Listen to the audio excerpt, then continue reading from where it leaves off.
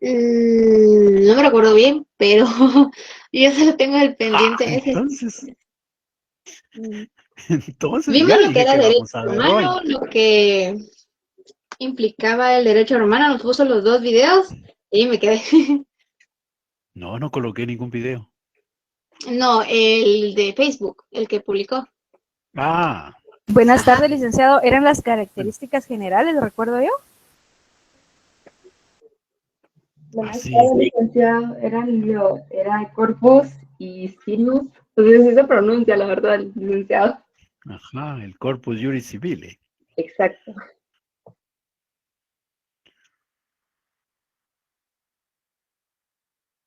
Sí, buenas tardes. Ah, sí, eso sí me parece más razonable.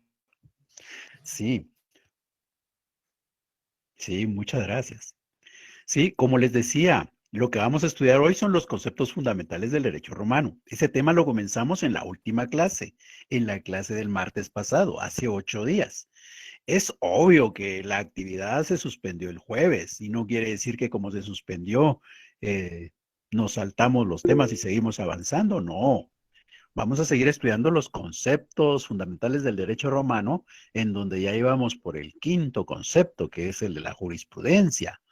Las características del derecho romano fue nuestro primer tema, pero ese ya lo habíamos concluido ese martes y comenzamos el estudio de los conceptos fundamentales y es en el que hoy seguimos. Bien, aclarada la situación, bueno, espero que aclarada. Si alguien tiene alguna duda, alguna inquietud, la puede plantear ahora, si no, vamos a seguir con el estudio de los conceptos fundamentales.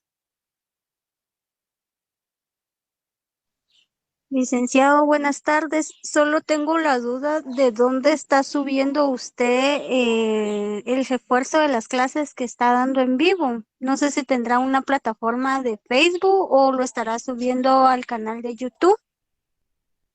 En los dos lados, no importa cuál use, al final el contenido es el mismo. Bueno, gracias, licenciado. Para servirle. Obviamente el de YouTube es más general, ¿verdad? El grupo de Facebook es más específico. Los comentarios son propios para ustedes. En el YouTube no. Pero el contenido en esencia es el mismo. Bien. Entonces, estamos estudiando los conceptos fundamentales del derecho romano. El último día estudiábamos la jurisprudencia y hoy comenzamos un sexto concepto.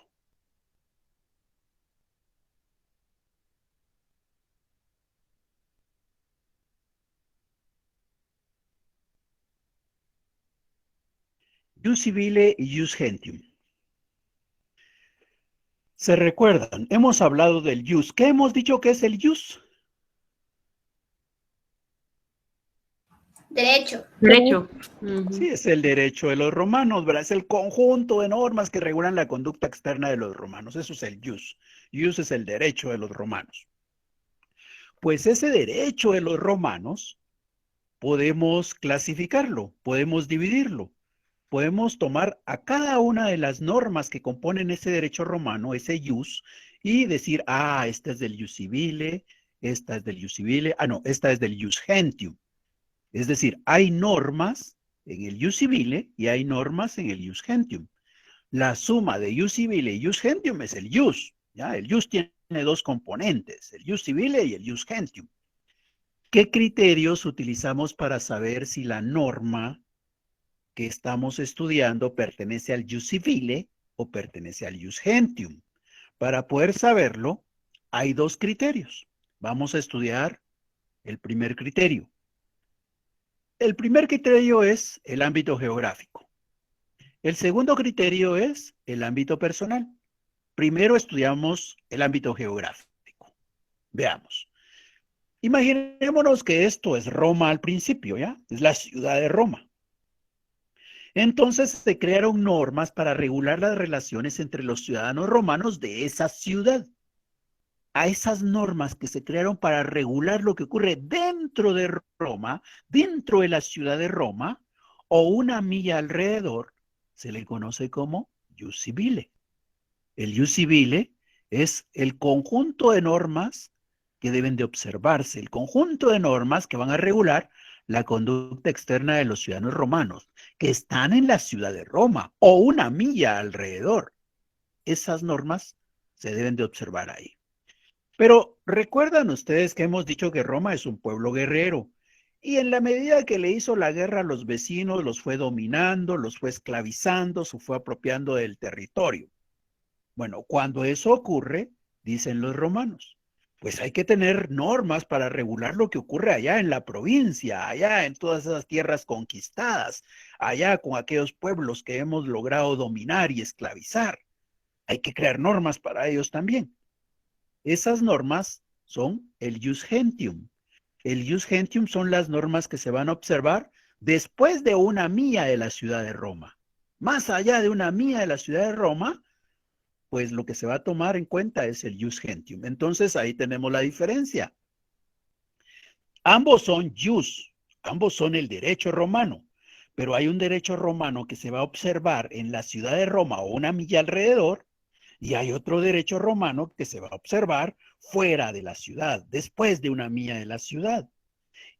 El ius civile es para la ciudad o una milla alrededor, y el ius gentium son las normas que van a regular en la provincia, que van a regular en todos esos pueblos que han sido dominados. Esas normas que se observan una milla después de la ciudad de Roma, esas son el ius gentium. ¿Alguna duda?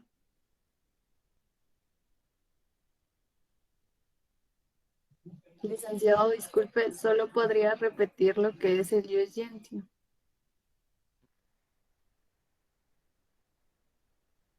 Es lo que está en el dibujito. El ius gentium es el que está para afuera, una milla después de la ciudad. Y para adentro, ius civile. Gracias. A servirle. Licenciado, se podría decir que ahora en la actualidad el ius gentium es lo que manda en los pueblos, como el COCODE, las leyes que tienen los COCODES, que son algo distintas a lo que nosotros manejamos en la capital. Lo que ocurre es que estamos estudiando a la sociedad romana, ¿verdad? Entonces, no podemos buscar descontextualizar estos conceptos y tratar de encontrarlos en lo que hoy existe, porque las realidades son distintas. Podría decirle que sí, pero podría decirle que no también, ¿verdad? Porque al final de cuentas, el conjunto de normas que regulan la ciudad,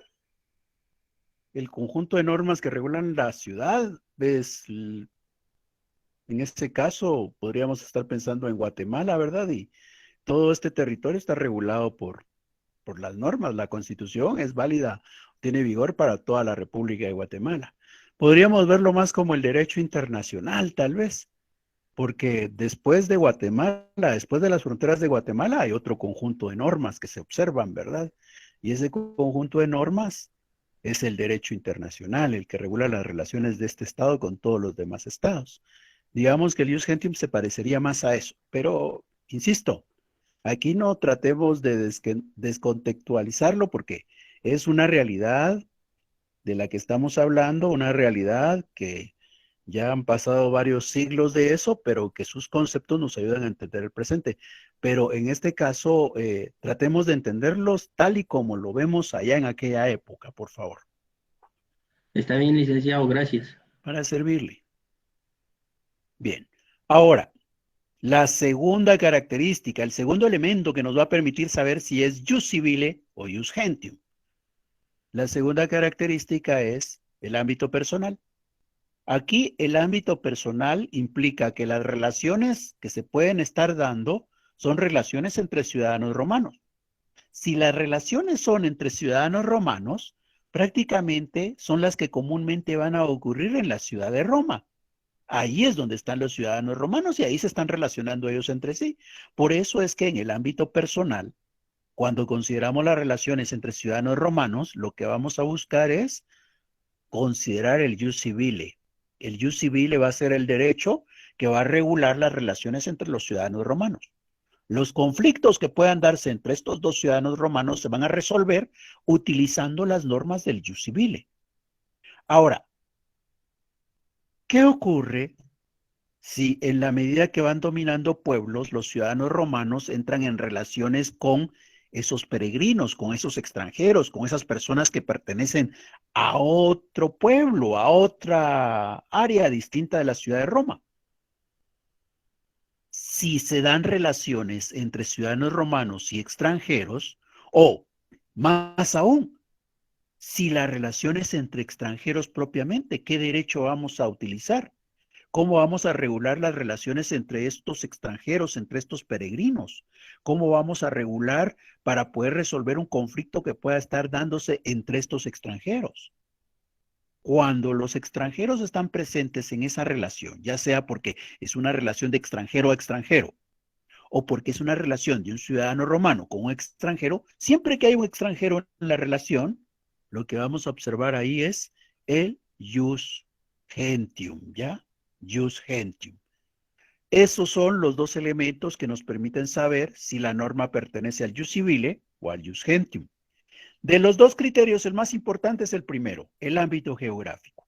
El ámbito personal es secundario, pero hay dos elementos que me permiten saber si es una norma del jus civile o si es una norma del jus gentium. ¿Alguna duda?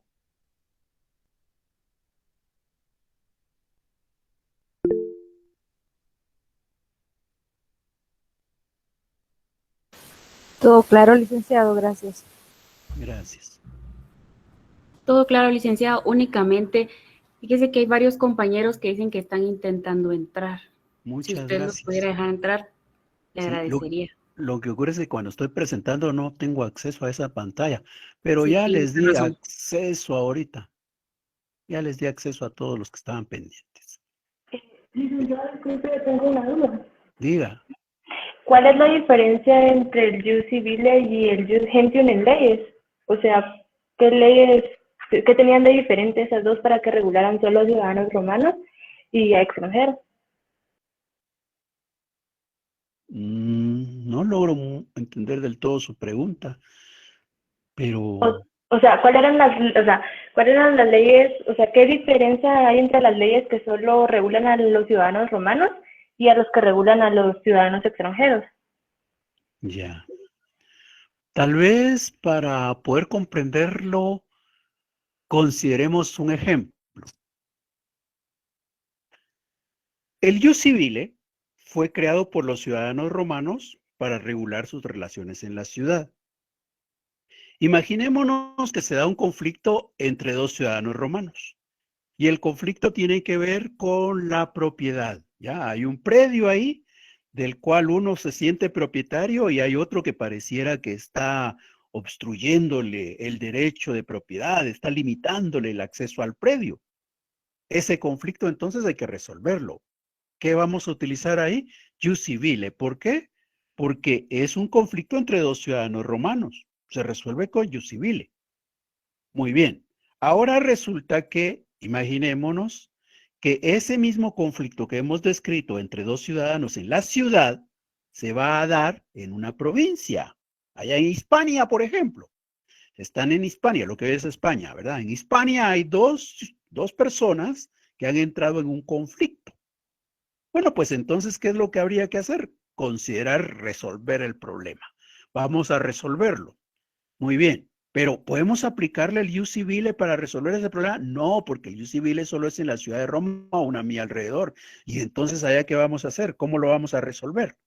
Ah, bueno, pues entonces, imaginémonos que hay un magistrado allá en la provincia y dice, a la gran tengo que resolver el problema que hay entre estos dos oriundos de Hispania.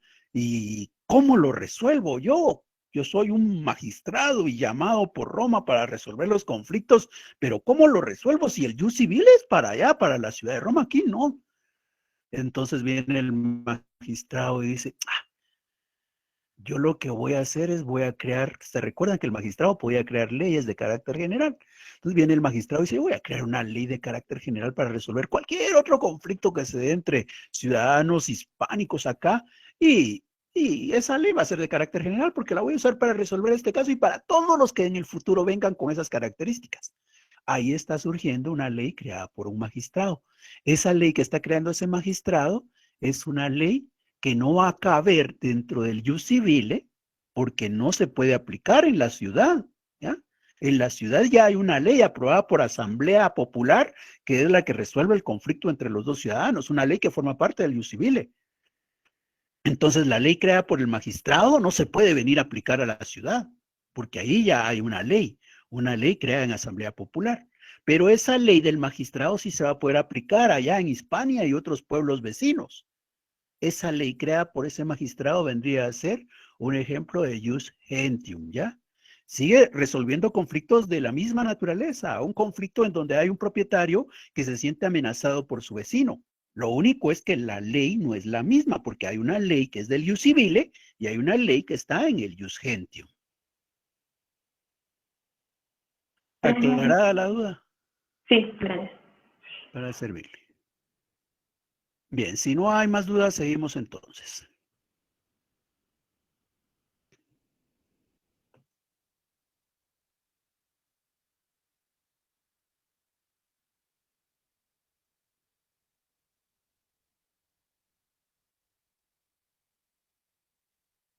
Hablamos de otros dos conceptos, jus civile y jus honorarium. De esto ya hemos adelantado antes algo. Jus civile y jus honorarium. Aquí lo que hay que tener claro es que el jus es uno, ¿verdad? El jus es uno, el derecho romano es uno. Pero ese derecho romano, en la diapositiva anterior quisimos dividirlo. Y dijimos que había un jus civile y un jus gentium.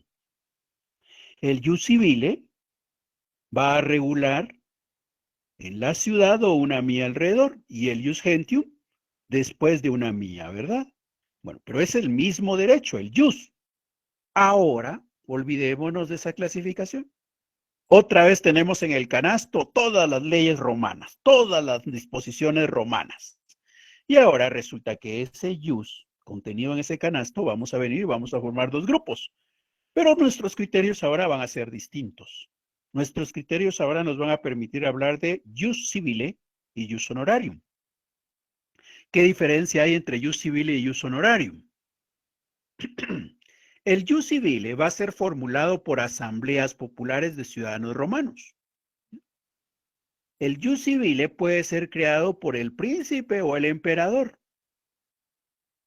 El jus civile puede ser creado por el senado. Y el jus civile puede ser creado por estas asambleas que tenemos acá. Estas asambleas que tenemos acá son asambleas de plebeyos. ¿Quiénes son los plebeyos? Más adelante vamos a explicarlo. Por ahora que nos quede con que los plebeyos no son ciudadanos romanos. Entonces, se les permitió a estos plebeyos en su momento que pudieran organizarse en asambleas y crear normas para regularse ellos, los plebeyos, no los ciudadanos, ¿ya? Los plebeyos. Entonces, Licenciado. Permítame. Pero, Entonces, entonces aquí en el jus civile está quiénes son los que han creado, ¿ya? Por su creación. Si las normas son creadas por asambleas de ciudadanos, asambleas de plebeyos, emperadores, príncipes o senado, si las normas han sido creadas por cualquiera de esos cuatro, entonces pertenecen al jus civile. Sí, por favor, compañerita. Gracias, licenciado. Solo es que estoy anotando y perdí la línea de los que podían crear, pero ya con lo que usted repitió ya lo anoté. Muchas gracias. Para servirle. Bueno, entonces ellos son los creadores del jus civile. Ahora, ¿qué pasa en el jus honorarium? También es el creador del jus honorarium el que nos va a ayudar a entender. ¿Se recuerdan? El creador del jus honorarium, ¿quién es? El magistrado. Los magistrados son creadores de normas. Las normas creadas por magistrados son jus honorarium. ¿Y cuándo crean normas los magistrados? Pues crean normas cuando buscan resolver conflictos entre ciudadanos. Crean normas aun cuando no tenemos un conflicto, dentro de la materia que a ellos les corresponde, es conveniente la emisión de normas. Por ejemplo, habían magistrados que tenían como responsabilidad la administración de los mercados. de los cementerios, de las calles. Entonces, imaginémonos que este magistrado tiene dentro de sus tareas administrar el mercado. Él va a emitir normas. Por ejemplo, va a decir qué días se debe celebrar el mercado, en qué horario, quiénes pueden vender, quiénes pueden comprar, qué se puede vender, qué se puede comprar. Esas normas que él vaya emitiendo para regular lo que ocurre en el mercado, esas normas son derecho también, porque son normas que buscan regular conductas. Pero esas normas han sido creadas por un magistrado. Entonces, esas normas no son ius civile, esas normas son ius honorarium. ¿Qué nos permite saber si es ius civile o ius honorarium? ¿Quién ha sido su creador? ¿Quién ha sido el legislador? ¿Quién las ha emitido? Si son emitidas en asambleas de ciudadanos o plebeyos, príncipes o dictadores, o emperadores, o senado, es ius civile. Pero si han sido emitidas por magistrados, es ius honorarium. ¿Alguna duda?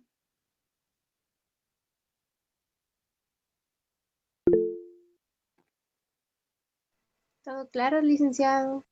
Gracias.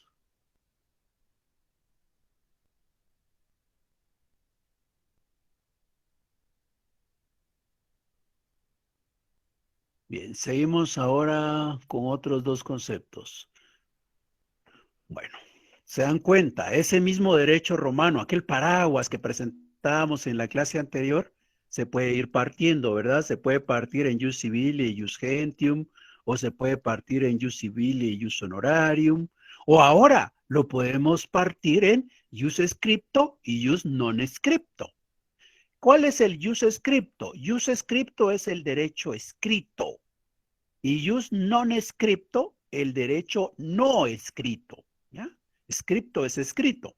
Entonces hay un derecho escrito y hay un derecho no escrito.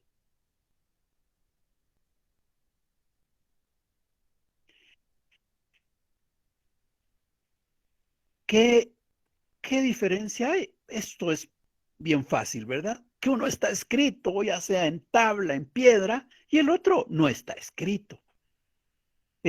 ¿Nosotros cómo solemos llamar al derecho no escrito? Derecho consuetudinario. Muy bien, así lo hemos llamado, es el derecho consuetudinario, es la costumbre, ese es el derecho no escrito, porque nosotros vamos aprendiendo las normas ahí por la reiteración de conductas. Ya es algo así como el decir buenos días, ¿verdad? No es de que, ¿dónde está escrito que tengo que decir buenos días cuando encuentro a las personas? No, no está escrito. Eso lo que ocurrió fue que nuestros padres desde pequeñitos nos decían, diga buenos días, mijo, diga buenos días, mijo. Y de tanto que nos decía, diga, diga, diga, diga, diga, nosotros ya, buenos días, buenos días, buenos días, y se nos quedó, ¿verdad? Entonces, ¿qué tenemos ahí? Una reiteración de conducta. Y hoy, si nosotros entramos a un lugar, se nos hace muy difícil, internamente sentimos como la necesidad de decir buenos días. No es de que entramos y no voy a decir nada, voy a entrar tranquilo, me voy a ir a sentar. No, algo dentro de nosotros, en nuestra conciencia, nace prácticamente la obligación de querer decir buenos días o de decir buenos días. Esa es la costumbre, es el derecho consuetudinario, es el derecho no escrito. Y luego tenemos el derecho escrito, que es prácticamente el que se creó por los príncipes, los magistrados, los senados y la mayoría del ius civile prácticamente y del ius honorarium. Es muy poco lo que hay del derecho consuetudinario, de la costumbre. Ahora, ¿cuál de los dos creen ustedes que es primero? ¿El derecho escrito o el derecho no escrito? El escrito. ¿El no escrito? No escrito, licenciado. No escrito. El derecho no escrito fue el primero que surgió. En los primeros años de la fundación de Roma, lo que hubo fue un derecho no escrito. ¿Ya? Se fueron creando normas para regular la conducta de estos ciudadanos, pero esas normas no estaban escritas. Y esas normas se fueron prácticamente generalizando y todos, la medida que fueron naciendo y creciendo en esa sociedad, las fueron respetando. Es un derecho no escrito. ¿Ya?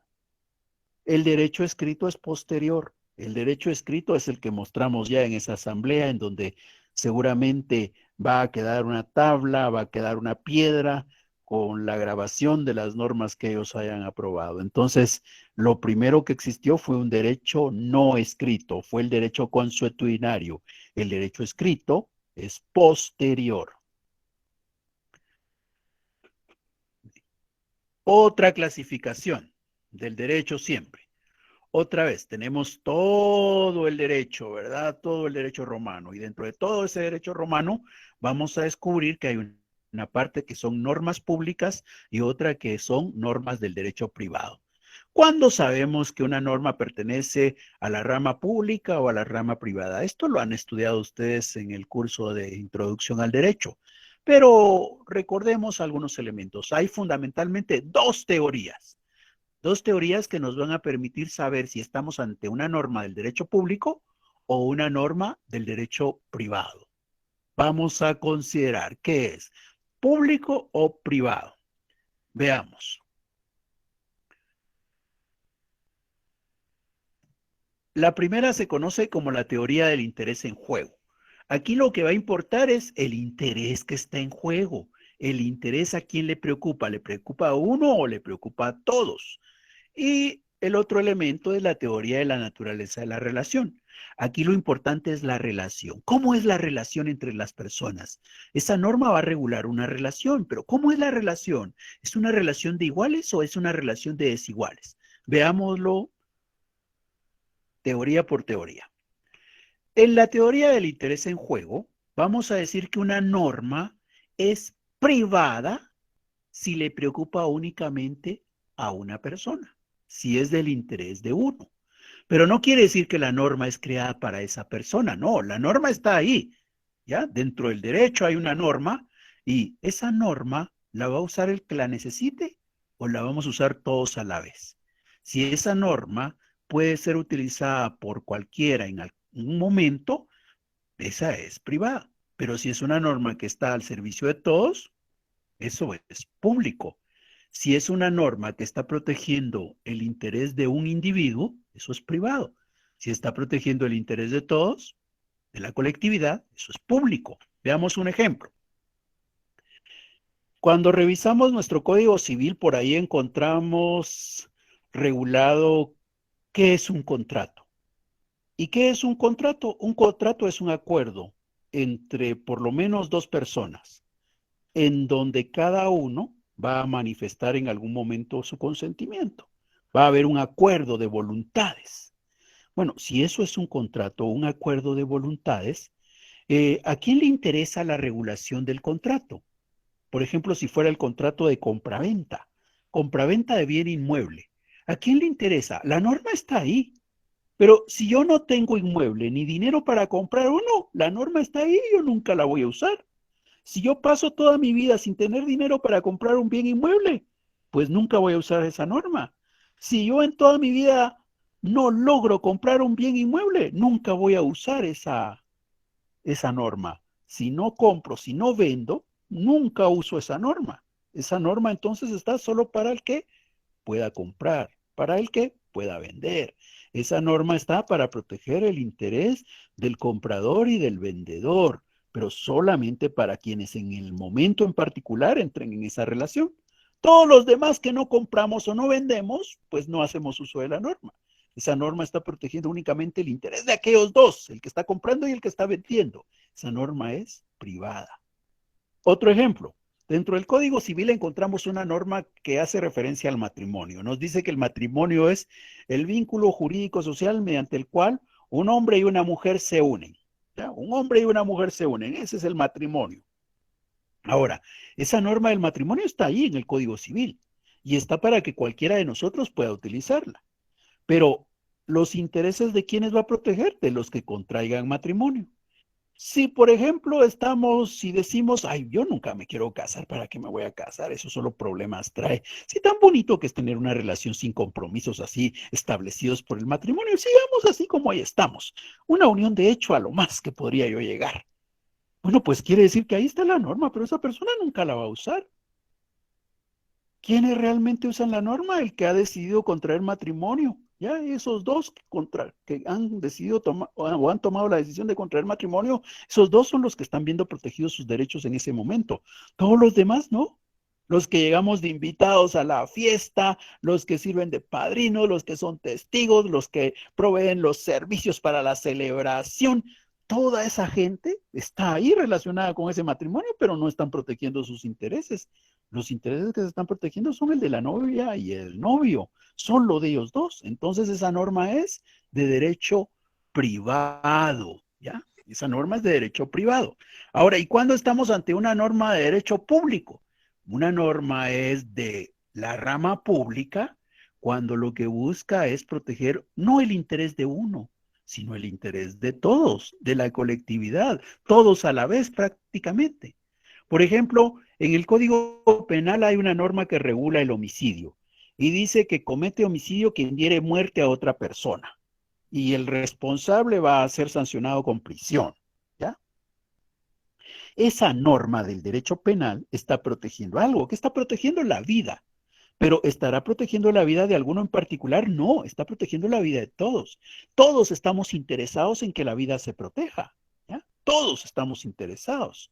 Entonces quiere decir que como la protección de la vida es algo que sí nos atañe a todos, esa norma es de carácter público. O por ejemplo, nosotros estamos viviendo una situación difícil como país y resulta que el Estado para poder enfrentarla necesita recursos. En la población hay personas que tienen y otras que no tienen recursos. Viene el Estado y dice, yo voy a hacer que contribuyan los que tienen mucho para que entonces yo tenga los recursos y pueda apoyar a los que tienen pocos. Entonces voy a crear una norma que me va a permitir recaudar impuestos para usarlos en beneficio de la colectividad. Esa norma del Estado recaudando impuestos, esa norma del Estado diciendo que esos impuestos que ha recaudado los va a usar para obras de carácter social, esas normas son de carácter público. ¿Por qué? Porque el aportarle recursos al Estado y cómo el Estado usa los recursos en beneficio de la colectividad, eso es de carácter público, nos interesa a todos. Entonces, esa norma es de carácter público. Aquí lo que hay que considerar es qué interés se está protegiendo. ¿Se está protegiendo el interés de alguien en particular o se está protegiendo el interés de todos a la vez? Si se protege el de todos a la vez es pública, si se protege el interés de uno o de algunos es privado. Ahora, la segunda teoría es la de la naturaleza de la relación. ¿Cuándo una norma es privada según la naturaleza de la relación? Las relaciones pueden ser de iguales. Cuando las relaciones son de iguales, entonces la norma pertenece a la rama privada. ¿Qué ejemplos hemos dado antes? Hablamos del contrato de compraventa de bien inmueble. La norma que regula ese contrato está regulando una relación entre el que compra y el que vende, pero esa relación es una relación de iguales, porque ni hay alguien presionando a aquel para que venda, ni hay otro apuntándole con pistola al otro para que compre. No, aquí los dos llegaron y en el ejercicio de su voluntad han decidido, han acordado celebrar ese contrato, han decidido la compraventa del bien inmueble. Los dos son iguales, no hay uno que le impone la voluntad al otro. Esa norma que regula el contrato entonces es de la rama privada porque son dos personas iguales. El otro ejemplo que dábamos era el del matrimonio. Pero de igual manera, el novio y la novia con su propia voluntad han llegado frente al notario para la celebración del matrimonio. Ni uno ni otro está bajo presión. Los dos libremente van a expresar su voluntad, su consentimiento. Entonces, como son dos iguales, esa norma es de derecho privado. Pero si la relación lo que nos muestra es que no son iguales, sería del derecho público. Por ejemplo, si tenemos un ciudadano, pero enfrente de él hay otro que tiene más poder que él, definitivamente ahí no hay igualdad, ¿verdad? Ahí hay una situación en donde alguien es inferior a otro. Cuando la relación es de esa naturaleza, decimos que la norma pertenece al derecho público. ¿Y qué dimos de ejemplos antes? Hablamos de la norma del Código Penal que hace referencia a la protección a la vida. Bueno, pues esa misma norma ahora estudiada acá, nosotros sabemos que el que determina las penas, el que hace la investigación y si encuentra responsabilidad, impone la sanción correspondiente es el Estado. Y entonces esas normas son públicas porque el Estado está investido de un poder especial. Está investido de un poder especial que le permite hacer una persecución penal, conseguir los elementos y dárselos a conocer a un juez.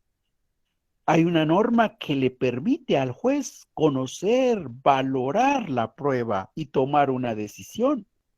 Entonces, aquí no es aquello de que, ay, yo no quiero que esas normas se observen. Yo conmigo no. ¿Para qué considerar la protección a la vida? Yo no estoy dispuesto a ser perseguido por el Ministerio Público. Yo no quiero someterme a un juicio en donde aquel valore la prueba. Yo no aceptaré que me impongan una sanción por haber cometido un crimen. No se puede, ¿verdad? El Estado tiene que estar investido de un poder especial. Por eso es que esa norma no es de una relación de iguales, es una relación en donde hay alguien que tiene que tener poder y por tanto esa norma es del derecho público. Igual el ejemplo que dábamos de la norma tributaria, el Estado va a recaudar, pero no es aquello de que el Estado va a entrar en condiciones de igual con el ciudadano, porque entonces el ciudadano le va a decir, ah, no, yo no te voy a dar nada hoy, Estado, tal vez el otro año las cosas mejoren y te dé algo. No. Aquí el Estado viene y dice, usted me tiene que dar esto, y yo no puedo oponerme. Entonces, ¿qué pasa ahí? Que la relación no es de iguales.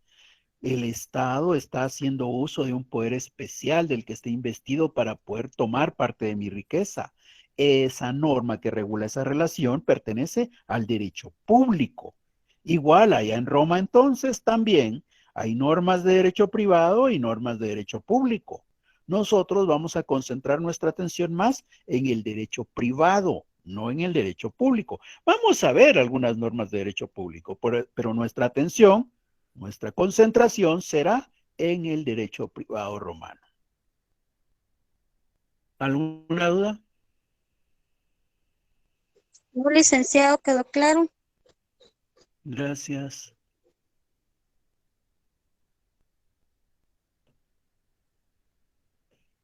Bien, seguimos entonces. Nuestro último tema dentro de estos conceptos fundamentales, privilegios y beneficios. Recordemos, ¿para qué fue creado el derecho romano?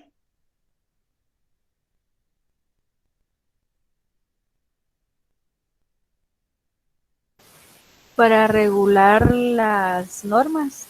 No, perdón, ¿cómo es? Para promulgar la conducta de los ciudadanos Para romanos, regular la para regular las conductas externas romanos. de los ciudadanos romanos. No. Eso es el derecho romano, un conjunto de normas que regulan la conducta externa de los ciudadanos romanos. Pero ese conjunto de normas se orientó por algunos principios, por algunos preceptos, ¿verdad? ¿Cuáles eran esos preceptos? Licenciado, era vivir honestamente, no dañar a otros y atribuir a cada quien lo suyo. Sí, para eso fue creado el derecho romano. El derecho romano fue creado para lograr una convivencia en la que no se dañaran los unos a los otros, se le diera a cada quien lo que le corresponde y se viviera honestamente. Para eso fue creado el derecho romano. Entonces quiere decir que si yo, ciudadano, siento que ese derecho permite que me den lo que me corresponde, que nadie me haga daño, que vivamos honestamente, yo, ciudadano romano, siento que ese derecho lo que está haciendo es una protección para mí. El derecho viene a ser una protección para las personas. Entonces, estos ciudadanos romanos, eso es lo que han considerado, que este ius lo que está haciendo es protegiéndolos, ¿verdad? El ius los protege acá. Ellos están protegidos por el ius. El ius protege a los ciudadanos romanos. Y ya hemos dicho antes que en la medida que los protege a todos por igual, ¿qué es lo que tenemos?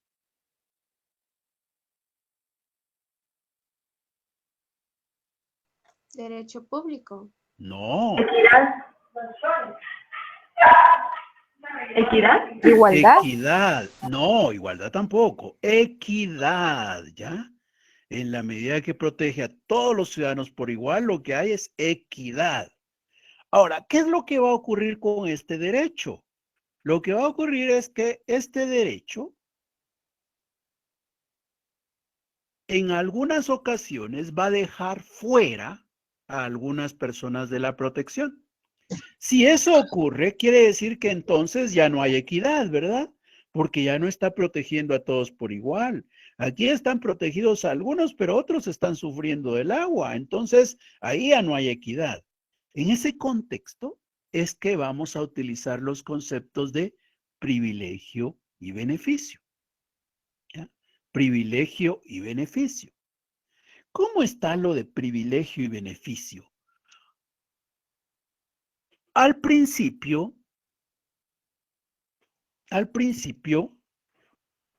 consideraron los romanos que el privilegio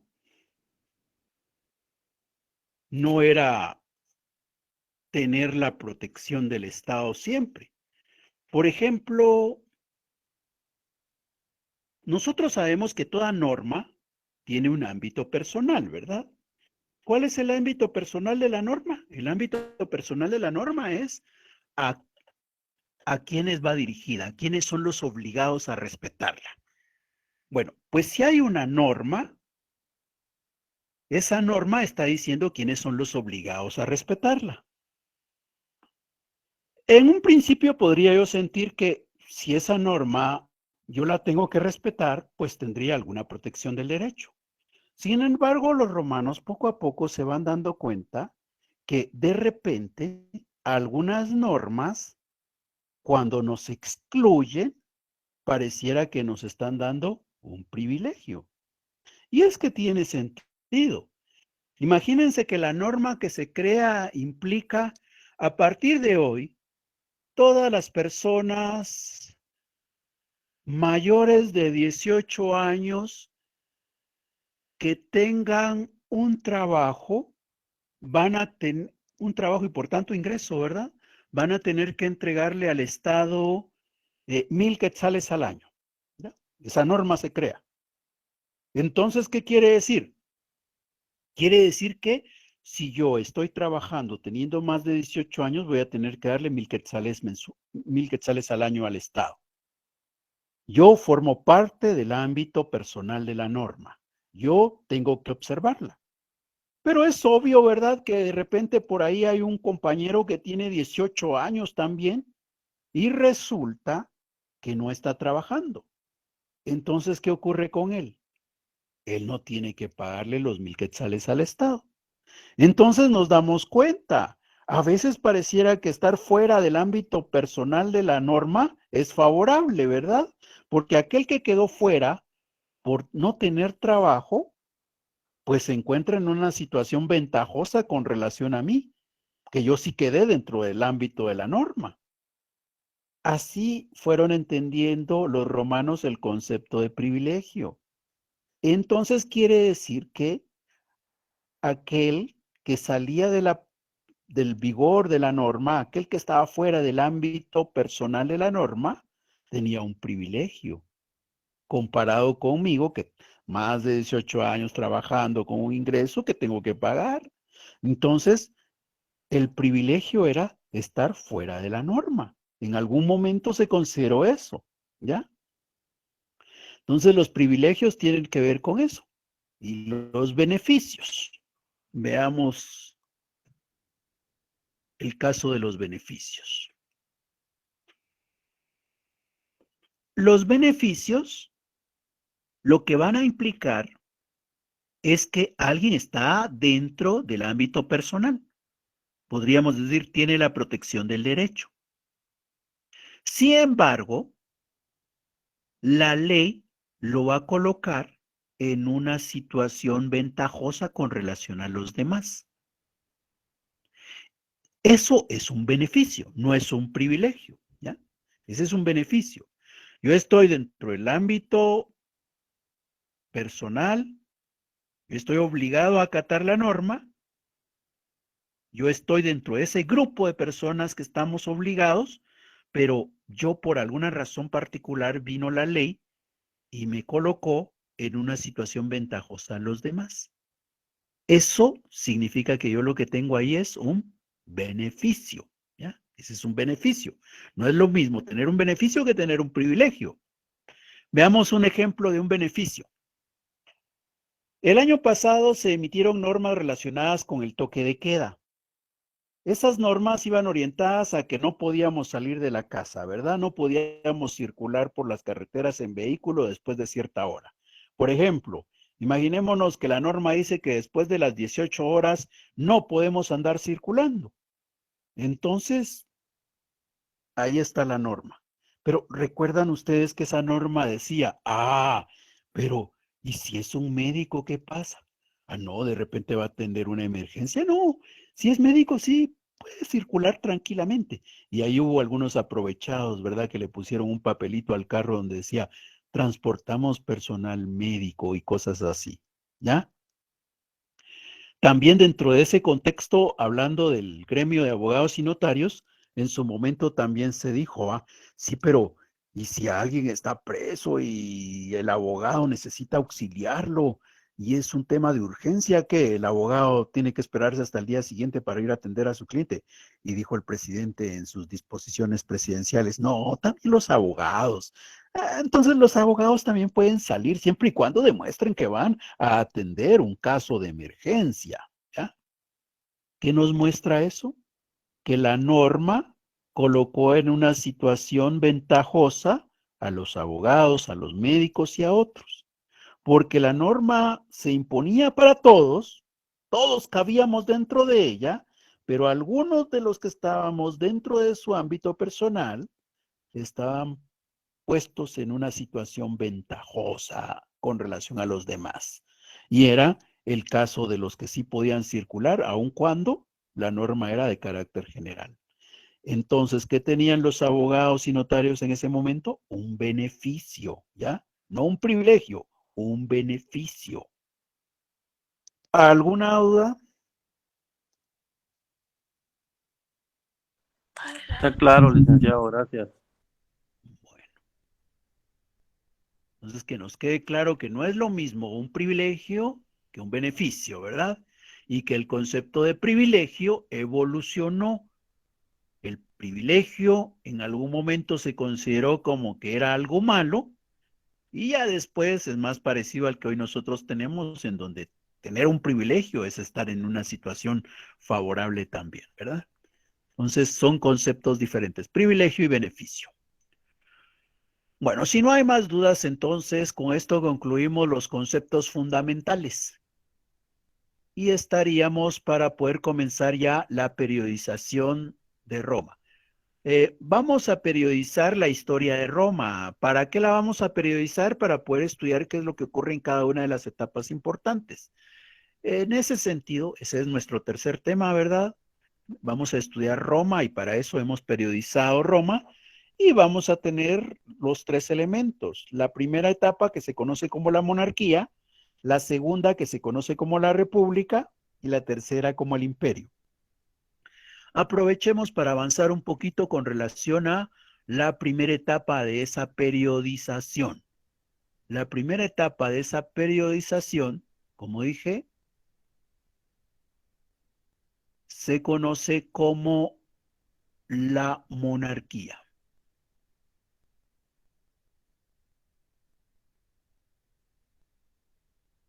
¿Qué pasa en la época de la monarquía? La época de la monarquía se va a caracterizar por tener como máxima autoridad política a un rey. Y en ese contexto vale la pena recordar cómo se da la fundación de Roma.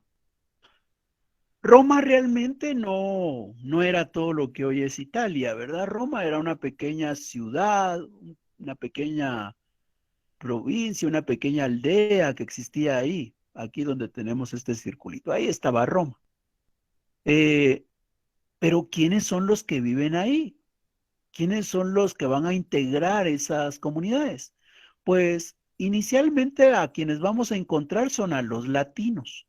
Los latinos son los que viven en eso que llamamos Ciudad de Roma, los latinos. Poco a poco se van a ir integrando los sabinos y los etruscos. Sabinos, etruscos y latinos son los que van a conformar Roma. Los etruscos al norte, los latinos en el centro y los sabinos al sur. Esos son los tres grupos que van a conformar Roma: los latinos, los sabinos y los etruscos. No es que los tres grupos se hayan reunido y hayan dicho, conformemos una ciudad y la llamamos Roma, no. Aquí lo que hubo fueron conflictos de carácter militar en donde uno fue imponiéndole la voluntad al otro hasta llegar a ser que etruscos, latinos y sabinos llegaran a conformar eso que llamamos Roma. Pero en la parte de la monarquía que hoy estamos estudiando, Roma no era ni siquiera todo Italia. Roma era prácticamente esta porción en donde están los etruscos, los latinos y los sabinos. ¿Qué pasa con esa Roma? Pues hay una historia, ¿verdad? Y esa historia es una leyenda. Hay una leyenda sobre la fundación de Roma. En esa leyenda nos cuentan que hay dos niños gemelos que son abandonados en un río, que el río los lleva hasta un valle, que en ese valle son rescatados por una loba, la cual los alimenta. Esos niños crecen. Esos niños, ¿por qué fueron abandonados? Esa leyenda es bien amplia, ¿verdad? Resulta que por ahí en Grecia había, en territorio de Grecia había un reinado en donde había un señor que tenía como descendiente una hija y esa hija a los dos gemelitos. Ese señor que era el rey tenía un hermano también. Se sabe que allá en Grecia, en ese momento, para determinar quién asume o sube al trono, pues era por el linaje, por la herencia, y tenía que ser un varón. Entonces ese rey, al tener una hija, no tenía quien le sucediera. Entonces, ¿quién era la alternativa? El hermano iba a suceder al rey. Pero la hija misteriosamente eh, queda en gestación y va a tener dos niños, dos gemelitos, y los dos son varones. Y entonces el hermano empieza a tener envidia porque dice, ala, yo he esperado ser rey por tanto tiempo y resulta que aquel no tuvo hijos varones, entonces no va a poder darle el trono a un hijo, tendrá que trasladármelo a mí. Pero resulta que ahora la hija tiene dos niños, entonces esos nietecitos de aquel son los que van a tener que disputarse el trono. Entonces, ¿qué puedo hacer yo para llegar a ser el rey de acá, de Almolonga, para que aquellos dos pequeñitos no puedan asumir el trono? Entonces agarro a los dos pequeñitos, los coloco en un recipiente, los suelto en el agua y ahí se van. Entonces se pierden aquellos dos y ¿qué ocurre bajo esas circunstancias? Que el hermano se vuelva rey. Es parte de la leyenda que hay, pero ¿eso qué es? Una leyenda. Entonces se supone que llegan esos dos niños a ser rescatados, como decíamos, por la loba los alimenta y llega el momento en el cual esos dos niños dicen, vamos a fundar una ciudad, esa ciudad la vamos a llamar Roma. ¿Y dónde la fundamos? Ah, pues hagamos una apuesta, ¿en dónde? En donde pasen más aves, y ahí están los dos hermanos Rómulo y Remo viendo dónde, y resulta que Rómulo es el que determina en dónde se va a fundar, pero entra en un conflicto con su hermano y mata a su hermano, mata a Remo, ¿verdad? Queda solamente Rómulo. ¿Eso qué nos muestra? Nos muestra que Rómulo al final de cuentas iba a ser rey de todas formas, ¿verdad? Porque si se hubiera quedado en, en Albalonga, a él le correspondía ser rey. Pero como su tío vino y lo desplazó, de igual manera llega a ser rey allá en Roma, en una provincia diferente. Pero insisto, todo esto es una leyenda y esa figurita de la loba amamantando a los dos bebés, hasta nosotros la tenemos allá cerca de la municipalidad de Guatemala, ¿verdad? Entonces, es leyenda. Lo importante es que de alguna manera sí permite identificar la fundación de Roma, que se da en ese año 754, y que el primer rey que va a tener es Rómulo. Eso sí es cierto, ¿ya? Rómulo es el primer rey de Roma. Ahora, todo esa explicación, esa descripción es una leyenda, pero Rómulo sí llega a ser el primer rey de Roma. ¿Cómo era esa Roma de la época de Rómulo y de los demás reyes? Era como esta ciudad que hemos esquematizado. Era una ciudad, era una economía cerrada. ¿Qué quiere decir que era una economía cerrada? Quiere decir que no tenía relaciones comerciales con nadie más. Roma por sí misma era capaz de producir todo lo que necesitaba. Entonces no necesitaba comprarle nada a los que estaban fuera de Roma, ni podía venderles algo a ellos también, ¿verdad? Entonces no tenía relaciones comerciales con el exterior. Roma era una economía cerrada, Roma era una economía autárquica. Dentro de Roma se producía y se consumía, no había intercambio hacia fuera de Roma. Ahora, ¿qué utilizaban para intercambiar los romanos entre sí? Para intercambiar sus mercancías lo que utilizaban eran las cabezas de ganado. Con el paso del tiempo, poco a poco, siempre dentro de la monarquía, van a empezar a surgir las primeras monedas. Las monedas de bronce y de cobre son las primeras que se van a empezar a utilizar. Pero durante buena parte de este periodo llamado monarquía, lo que se usó para el intercambio no fue el dinero, fueron prácticamente las cabezas de ganado. ¿Alguna duda? No, licenciado. Todo claro. Bueno, entonces nos quedamos acá por lo avanzado de la hora y en la próxima clase hablamos sobre el contexto social de Roma. Muchas gracias por su atención, siempre con cuidado y estamos en clases el próximo jueves. Gracias, licenciado. Gracias, licenciado.